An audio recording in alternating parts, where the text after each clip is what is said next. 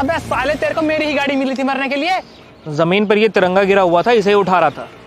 अबे एक तो तुम देशभक्ति वाले, अबे इस कचड़े के चक्कर में तेरी जान चली जाती है अभी। क्या बोला तुमने? कचड़ा बोला मैंने, कचड़ा। कचरा नहीं है ये देश का तिरंगा है, देश का सम्मान है ये। तुम जैसे लोग इसको जमीन पर फेंक कर चले जाते हो। तूने मुझ पे हाथ उठाया, डीएम के भाई पे हाथ उठाया। तू रुक, अपने भाई को बुलाता हूँ अभी मैं। जाओ, बुलाकर लाओ जिसे बुलाना है।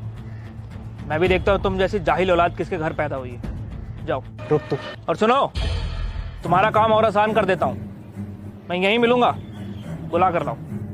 देख ले कहीं भाग जाए।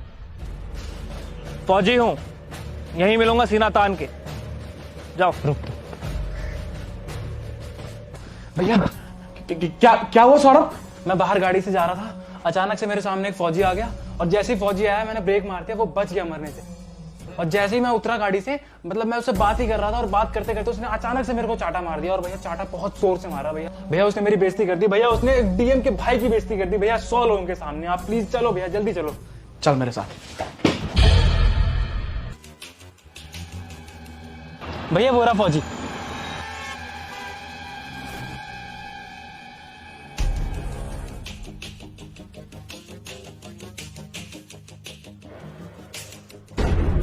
भैया यही है वो बंदा। तो ये है आपके भैया? भैया इसी ने मुझे भरी रोड पर चाटा मारा था। अब इसको ऐसा सबक सिखाना ना कि इसकी 7 पुश्ते याद रखेंगी। गलती इनकी नहीं, गलती हमारी है। हमारी परवरिश में कोई कमी रह गई होगी तो तेरे को अच्छे संस्कार नहीं दे सके। देश के फौजी के साथ बदतमीजी, तेरे को पता है हमारी सुरक्षा के लिए वो सरहद पर खड़े रहते हैं, दुश्मनों से देश की रक्षा करते हैं ताकि आम जनता सुख चैन से रह सके देश में।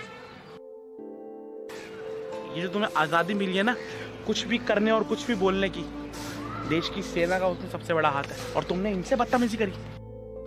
लेकिन भाई अब जरा से भी आंखों में शर्म है ना तो माफी मांगो इनसे। जाने अनजाने में मैंने आपके साथ जो भी गलत व्यवहार किया उसके लिए मैं बहुत शर्मिंदा हूँ। मेरे भाई के डीएम बनने के बाद मैं भूल गया था कि मैं जिससे बदतमीजी से बात कर रहा हूँ वो हमारे देश का एक फौजी है। वो फौजी जो पूरे साल देश से बाहर रहकर हमारी और हमारे परिवार की रक्षा करता है। सवाल फौजी होने या ना होने का नहीं है। हम हिंदू हैं या मुसलमान, आम आदमी हो या फौजी हो, हम सबका एक कर्तव्य बनता है इस तिरंगे की रक्षा करना, इस तिरंगे का सम्मान करना, इस देश का सम्मान करना। समझे तुम? कोई बात नहीं छोटे, तुम्हें तुम्हारी गलती का एहसास हुआ वही बहुत है। और सुनो, तुम्हें मेरा एक काम करना होगा। इसे पकड़ो और कसम खाओ आज के बाद कहीं भी तुम्हें ये तिरंगा दिखे इसका दिल से सम्मान करोगे, इसका आदर करोगे। मैं कसम खाता हूँ भैया कि मैं आगे से खुद से भी ज्यादा इस तिरंगे की रक्षा करूंगा।